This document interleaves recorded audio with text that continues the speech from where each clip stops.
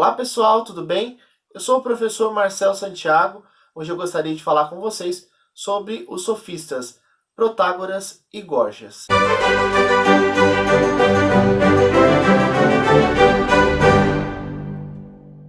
Bem, antes de mais nada, vale lembrar que nós já fizemos uma videoaula falando sobre os sofistas, que vai estar no card aqui em cima. Os sofistas surgiram então na Grécia, no período em que ela adota o regime político da democracia, e existe então uma nova demanda educacional, que é justamente uma educação pautada agora na arte do convencimento, na arte da boa retórica. Então é necessário então que surjam educadores que consigam ensinar as pessoas a convencer, a ganhar debates, e é aí que entram os sofistas. Dois grandes protagonistas dentre este grupo de sofistas são então os que nós já dissemos e mencionamos no início da aula. Vamos começar abordando sobre o primeiro deles, que é Protágoras. Protágoras viveu entre 480 até 410 a.C. e Protágoras tinha como máxima aí a sua frase ilustre, aonde ele afirma que o homem é a medida de todas as coisas. Bom, e para explicar melhor essa frase, eu coloquei ali 3 pontos principais que explicam um pouco esse pensamento de Protágoras, onde ele afirma que o homem é a medida de todas as coisas. Bem, Protágoras vai dizer que a verdade para ele depende do observador. Por isso ele vai dizer que o homem é a medida de todas as coisas. Então, ou seja, é ele que vai ser a medida da verdade, tá bom? Ou seja, a verdade vai depender do observador, do grupo social, do indivíduo. É a partir dele, então, que vai surgir o conceito de verdade. Então, dessa forma, a gente já pode aí se adiantar e dizer que a verdade é relativa ao sujeito, ao indivíduo, ao grupo, relativa ao homem. Avançando na explicação, outro ponto que nós poderíamos considerar aqui é que a verdade vai depender da cultura, da bagagem cultural que aquele indivíduo, que aquele grupo possui. Porque a partir desta bagagem cultural, a partir da cultura, da forma como eles se vestem, como eles falam, como eles pensam, quais são os hábitos daquela cultura, a partir de todo esse conjunto cultural, então a verdade também vai ser modificada, tá certo? Outra coisa que é importante dizer, que é o terceiro ponto que eu coloquei ali para vocês, é que a verdade ela vai depender de entendermos quem é a pessoa que está defendendo aquilo como verdade, para entendermos esta verdade. Então veja só, sintetizando este pensamento, sintetizando aí a frase de Protágoras, nós chegamos à conclusão de que a verdade para ele é relativa, ela é subjetiva. O que é subjetiva? Relativa ao sujeito, tá? Aquele que está defendendo aquele ponto de vista, aquele que está falando que aquilo é verdade. Então, a verdade, ela é subjetiva, ou seja, relativa ao sujeito, tá certo? Não existe uma verdade absoluta que todos os seres humanos devem acreditar, compreender e alcançar. A mesma, única verdade. Não existe isso aqui, tá bom? A verdade, ela sempre é relativa ao sujeito.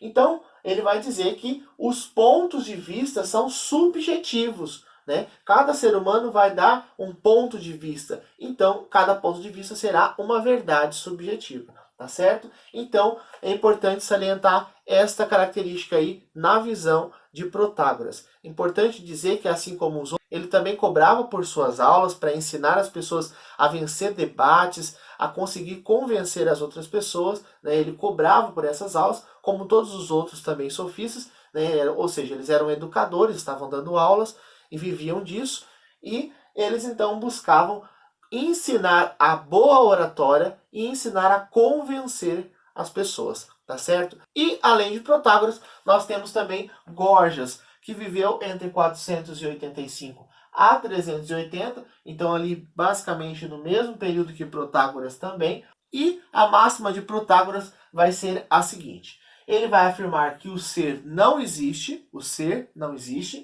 e se por acaso esse ser existisse, ele não poderia ser conhecido, e se fosse conhecido, ele não poderia ser comunicado.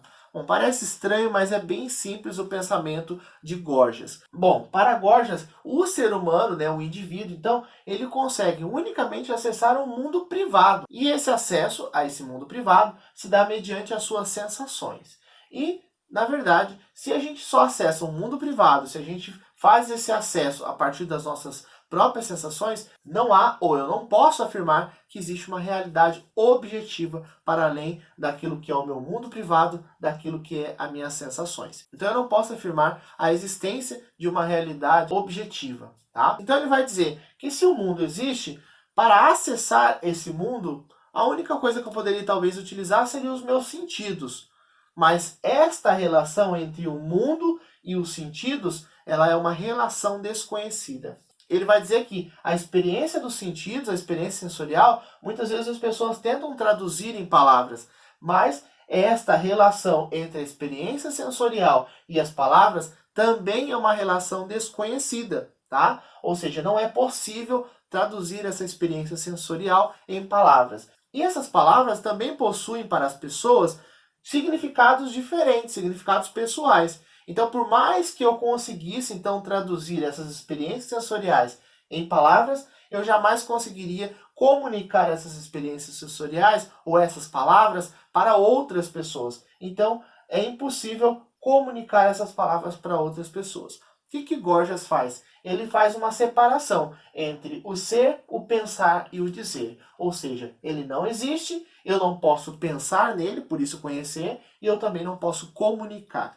E por que isso? Porque se de fato, como dizia Protágoras, a verdade é relativa ao sujeito e nós temos vários sujeitos numa sociedade, ou várias pessoas, vários indivíduos, eu não posso dizer que existe uma verdade. Eu não posso chegar ao conhecimento da verdade. Então, por isso que Gorgias vai ser cético, ou seja, descrente. Ele não vai acreditar que o ser humano possa chegar na verdade. Então ele vai dizer assim, olha, na verdade não existe nada, tá bom? Se existe isso, a gente não pode conhecer. E se conhecer, se a gente conseguisse conhecer, a gente também não consegue traduzir isso em palavra. Então, vamos ser cético, né? Vamos ficar tranquilo, não vamos aí procurar tentar conhecer a verdade, porque isso é em vão. Tá certo? Esse é o pensamento aí de Gorgias. Ele vai tentar aí dizer que não há possibilidade alguma de chegarmos à verdade. Então Gorgias vai dizer que a retórica, a arte da retórica, ela só vai levar o ser humano ao convencimento, à persuasão. Ou seja, eu consigo persuadir as pessoas, eu consigo convencer as pessoas,